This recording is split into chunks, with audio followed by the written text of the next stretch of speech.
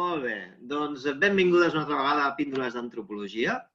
En aquesta ocasió vull donar la benvinguda a la Marina Lozano. Amb la Marina ens coneixem de fa algun temps perquè va ser professora meva del grau d'Antropologia i la veritat és que era un gust tenir-la de professora, s'explica molt i molt bé i la seva matèria és molt interessant.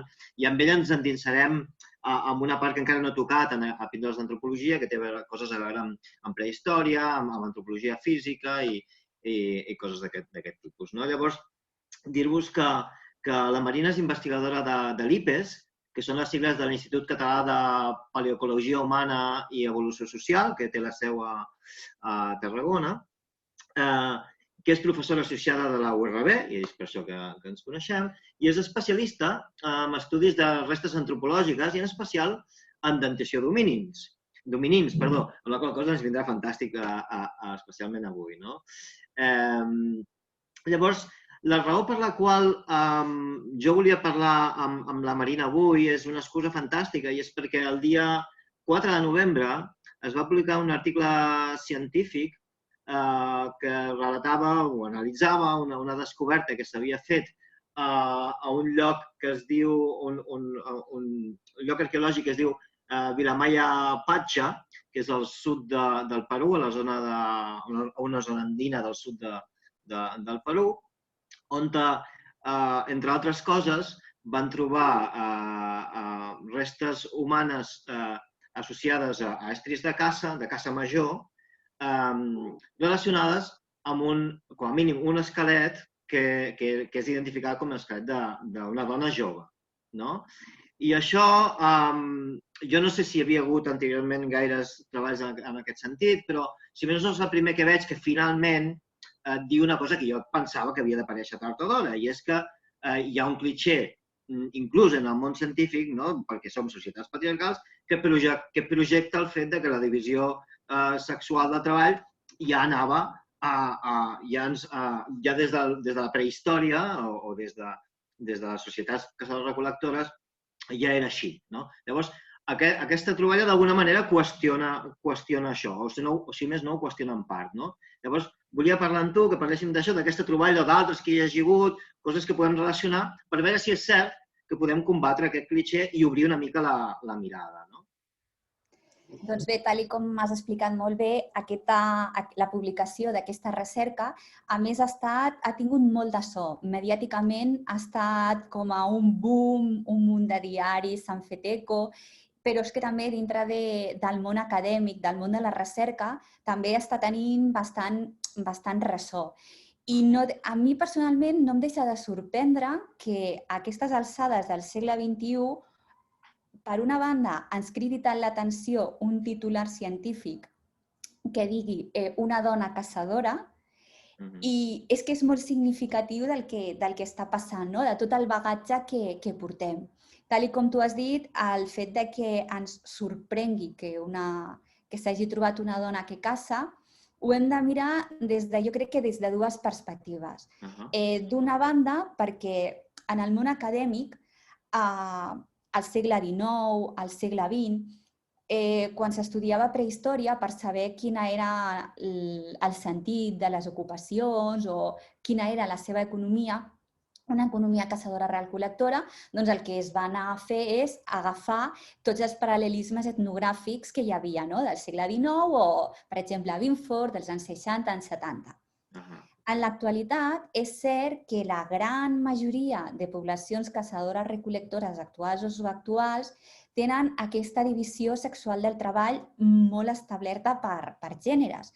Les dones fan una cosa i els homes fan altres coses i normalment són els que fan aquesta caça, no? Sobretot la cacera de grans preses, que és aquí.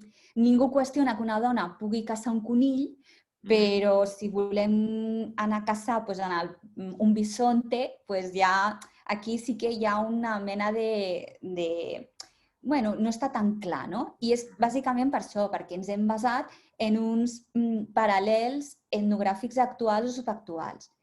El que passa és que aquests paral·lels estan bé, però hem d'anar en compte. És a dir, són unes societats que s'assemblen bastant al que serien els nostres avantpassats, però no vol dir que aquestes societats hagin estat així durant 1 milió d'anys, 500.000 anys. És a dir, estem en el fet de pensar que fa 60.000 o 9.000 anys, que és la datació del jaciment, en el cas concret que estem parlant, que no hi ha hagut cap canvi, és aplicar una mica l'actualisme i és fer, clar, i des del punt de vista històric, evolutiu, el canvi, el dinamisme, aquest canvi, transformacions, veiem què passa a totes les societats, no?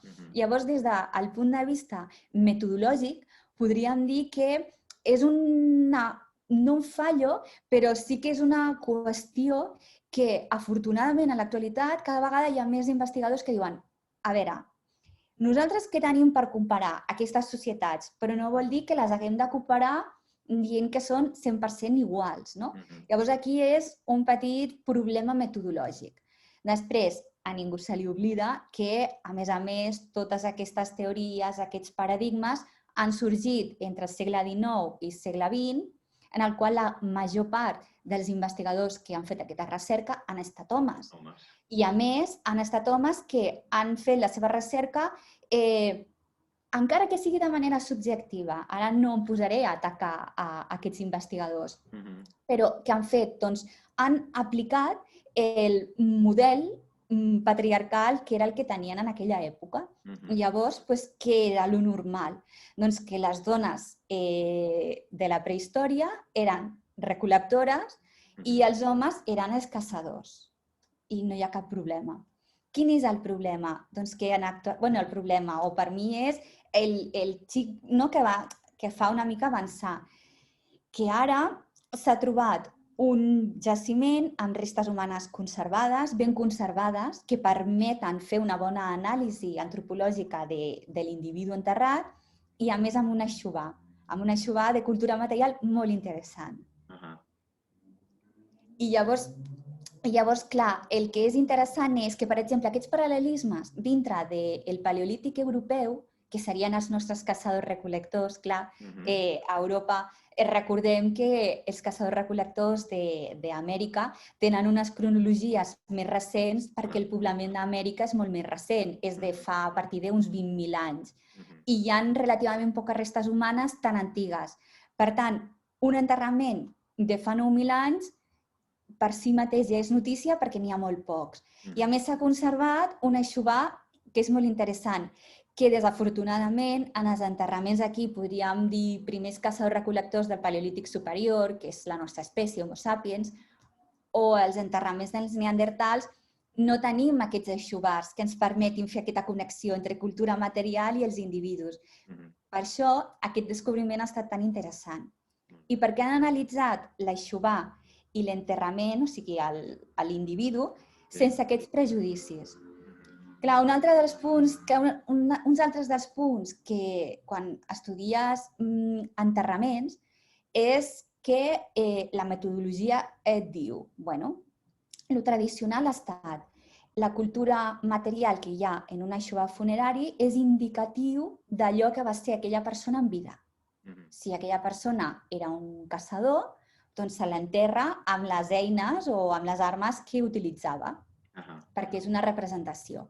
I això funciona més o menys sempre. I aquí és ric perquè quan no funciona és quan ens trobem en un cas que surt de la norma. És a dir, nosaltres trobem un aixovar que en aquest cas d'aquest enterrament peruà és magnífic, que tu veus només l'aixovar i dius, això és un caçador. Clar, és que té armes per anar a matar les preses de la zona. Però és que, a més, també té tot un ventall d'estris per processar la carn, els tendons, la pell. És molt interessant. No és només que cacés aquella persona, sinó que, a més, sabia utilitzar tots els recursos per processar fantàsticament la seva presa. Quin és el problema? Que és una dona. Correcte. Sí, per defecte, sempre que s'ha trobat una aixovar de caça amb un home, s'ha considerat que era el normal, no? I quan ens trobem amb una xubada de caça relacionada amb una dona, hi ha gent que ho qüestiona i diu que potser no tenia a veure tant amb la seva activitat, sinó que hi havia un altre tipus de relació, no? D'aquesta cultura material amb ella. Exacte. Això parla molt de la ciència, no? Ja, però ho has clavat. És així. És a dir, afortunadament, en aquest cas, han pogut aplicar ADN, tècniques d'ADN, per poder determinar mitjançant unes proteïnes que queden conservades en l'esmalt dental, que a més són unes proteïnes que són dimòrfiques, és a dir, tenen un valor si és masculí i un altre si és femení, és a dir, que ha donat que és un individu de sexe femení. Per aquí no poden atacar. Però llavors, clar, aquí ja poden començar a fer les interpretacions. Bueno, potser és que l'aixuvar és simbòlic o no volia dir que realment... Va caure allà per casualitat. Clar. I en tenim més exemples. M'ha agradat molt perquè a l'article els autors fan un exemple que hem de fer un viatge en el temps, no? Si aquesta caçadora-recol·lectora va viure al Perú fa 9.000 anys, ells posen d'exemple, hem de fer un viatge temporal i també geogràfic, perquè posen d'exemple una tomba molt interessant que va aparèixer en un jaciment viking a Dinamarca, del segle IX. I és l'exemple paradigmàtic. A més, a mi m'agrada molt i ho faig treballar als meus alumnes de l'assignatura d'Antropologia Forense, que justament ho han treballat ara fa poc. Doncs aquest és un enterrament meravellós, fantàstic, que ho van excavar al segle XIX.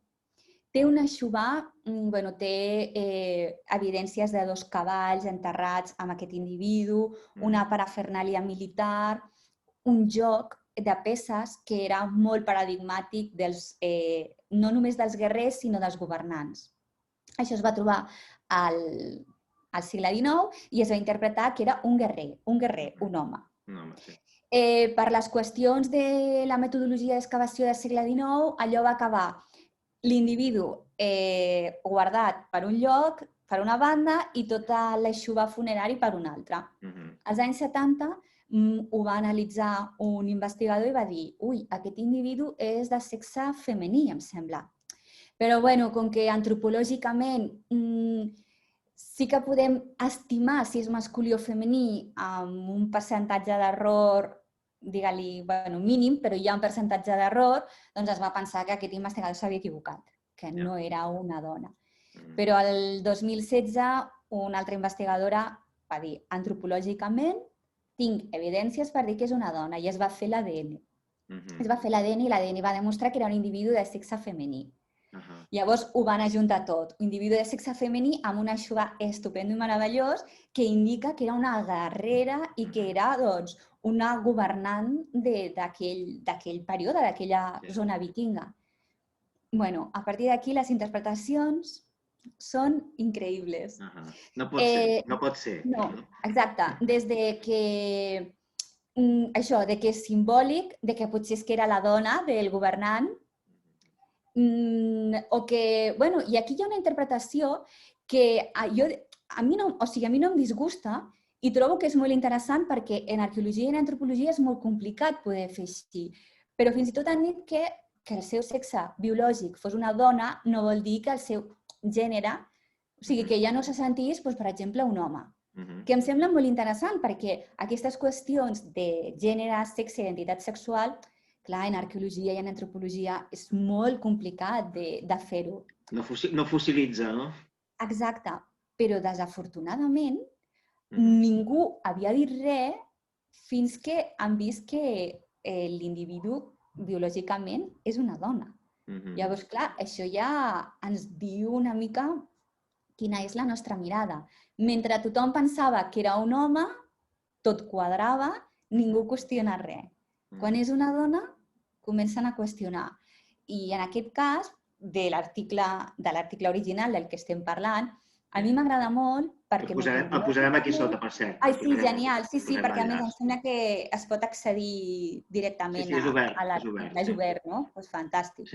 A mi m'agrada molt perquè han seguit una bona metodologia. No han tingut a priori no pot ser una dona caçadora, sinó que des del principi ho han deixat com a neutre. Hem trobat un enterrament que hi ha això amb aquesta cultura material. La hem interpretat i interpretem que l'opció, la millor opció per interpretar-ho és que és una dona que era caçadora.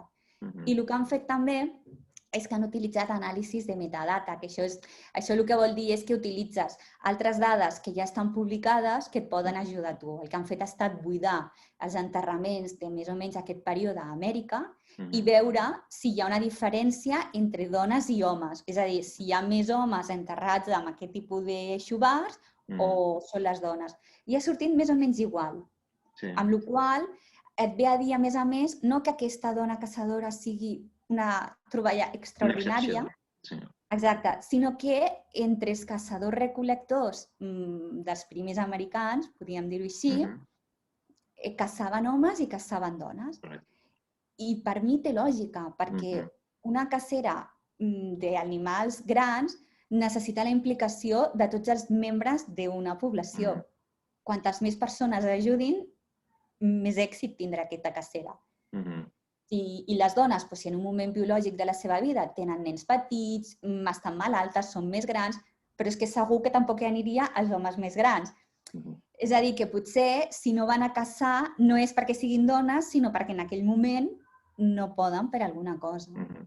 Sí, crec que és important també recalcar, ja em diràs tu si m'equivoco, el fet que d'alguna manera associem caça major amb fer front als perills que físicament són molt importants i necessiten d'una corporalitat concreta, més masculina i tal, quan en realitat molta caça major segurament era un treball en equip, que era més una cosa d'estratègia, que no es tractava tant d'afrontar un animal físicament, que potser també ho podia fer perfectament una dona, sinó que es tractava d'un treball en equip que portava, per exemple, un animal gran amb un barranc, a base de rodejar-lo, de fer sorolls o fos com fos, i que simplement la caça, la part dura de matar l'animal no impliqués un perill físic o una necessitat de força, que tot això també en podíem parlar. Totalment, sí, totalment, és el que tu has dit. A més, entre els primers caçadors americans, aquesta estratègia que has dit d'empènyer els animals cap a un barranc i tirar-los s'ha documentat. És a dir, hi ha jaciments on han aparegut molts bisons americans que són víctimes d'aquesta manera, d'aquesta estratègia de caça. I hem de pensar que les eines de caça que s'han trobat en aquesta tomba implicava un àtal que és per fer llançament d'una llança. És a dir, que és una cacera a llarga distància. Jo aquí, més que força, crec que has de tenir, jo ho he provat alguna vegada, has de tenir traça. Clar, més que força, i això no veig per què una dona no ho podia fer. Llavors, clar, és que penso que és això, que s'ha fet molt una mirada en base a unes teories i paradigmes que es van crear en un moment determinat a la nostra història i en base a unes observacions antropològiques del que hi havia en aquell moment. Però, clar, no podem oblidar això, o no podem pensar que tot ha estat estàtic, perquè sabem que no ha estat, des de fa 10.000 anys o 20.000 anys. Jo crec que, a més això, podríem parlar de moltes coses d'això, perquè té moltes derivades, però una d'elles és adonar-nos en un cop més que malgrat tenim una imatge molt neutral de la ciència o si mateixa vol donar-la, la ciència no s'escapa de ser androcèntrica, de ser patriarcal, de fer projeccions, d'equivocar-se, i en detalls com aquests es pot veure inclús ja molt clarament aquest biaix de la ciència tradicionalment, tot i que malgrat tu dius, segurament ara ja s'està començant a canviar aquesta mirada, sobretot per part de dones, en el cas de gènere, imagino, però en aquest cas... Les signen homes i els signen investigadors i investigadores, és a dir, que és un fenomen que els signants són persones dels dos sexes. I també està molt bé que no s'hagi fet des del punt de vista només d'un grup que faci arqueologia de gènere, perquè llavors, clar, aquí ja la crítica era directa, no? És que també vosaltres teniu una mirada sesgada i aneu a buscar només dones o a interpretar només dones, no? Jo crec que el positiu és que ens hem adonat que hi ha això, que hi ha una mirada esbiaixada i que està esbiaixada cap a posar sempre certes qüestions cap a un enfoc masculí. Bé, doncs ara ho sabem. Doncs intentem que l'enfoc no sigui ni masculí ni femení, que sigui neutre. I interpretis el que tinguis al registre arqueològic i que dintre d'un temps fer un titular en plan una dona caçadora doncs potser no tingui gràcia. I després una cosa, perquè també algunes persones m'han dit bueno, ara què vol dir? Que no es pot dir que hi havia divisió sexual del treball? Es pot dir perquè és veritat que n'hi havia, però sense estereotips previs. És a dir, hi ha altres evidències que ens permeten establir que a la prehistòria hi havia tasques que estaven dividides. A vegades aquestes tasques dividides implicaven un grup de població que podien ser tant homes o dones, però només un grup ho feia. I d'altres vegades aquest grup que feia allò especialitzat eren només dones o eren només homes. Però a aquesta conclusió arribes després d'una metodologia el més objectiva possible. Tampoc, clar, que quedi clar, perquè sembla que ara dient no, és que tant podien caçar els homes com podien caçar les dones, sembla que volem dir que no hi havia divisió sexual del treball.